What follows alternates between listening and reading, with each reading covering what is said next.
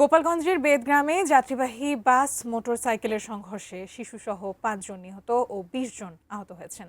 এ নিয়ে বিস্তারিত জানতে বেদগ্রাম থেকে যুক্ত হচ্ছেন প্রতিনিধি সজীব বিশ্বাস। সজীব, দুর্ঘটনাস্থল থেকে আমাদের সর্বশেষ কি তথ্য জানাবেন?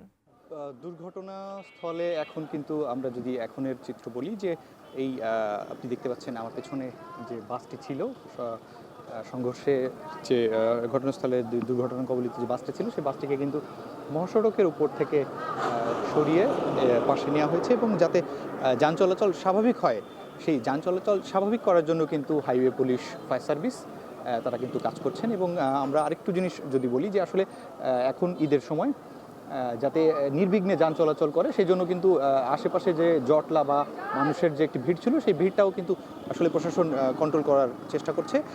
আরেকটি জিনিস একটু বলে রাখি যে স্থানীয় সূত্রে এবং আসলে ফায়ার সার্ভিসের সূত্রে আমরা জানতে পেরেছি যে বেলা 12:15টার দিকে কিন্তু ঢাকা থেকে ছেড়ে আসা যে দোলা পরিবহনের একটি বাস সেটি কিন্তু এই বেদগ্রাম নামক স্থানে এসে পৌঁছালে অপর দিক থেকে যে মোটরসাইকেল সেই মোটরসাইকেলটিকে সাইড দিতে গিয়ে কিন্তু সেই মোটরসাইকেলটিকেও তারা এক পর্যায়ে চাপা দেয় এবং চাপা দেওয়ার পরে বাসটি কিন্তু নিয়ন্ত্রণ হারিয়ে ফেলে এবং নিয়ন্ত্রণ হারানোর পরেই কিন্তু বাস এই রাস্তার পাশে পড়ে যায় এবং বাসে থাকা যাত্রী ৩ জন এবং ২ মোটরসাইকেল আরোহী কিন্তু এই ঘটনায় মারা যায়।